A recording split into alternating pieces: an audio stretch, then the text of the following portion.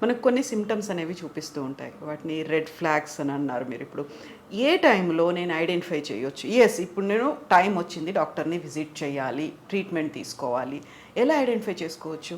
భరించరాని నొప్పి వస్తూ ఉంది. అది వచ్చినప్పుడు మీరు వెళ్ళి కనుక్కోవాల్సిందే డాక్టర్ దగ్గరికి వెళ్ళి. ఎందుకు రావాలి అంత భరించరాని నొప్పి?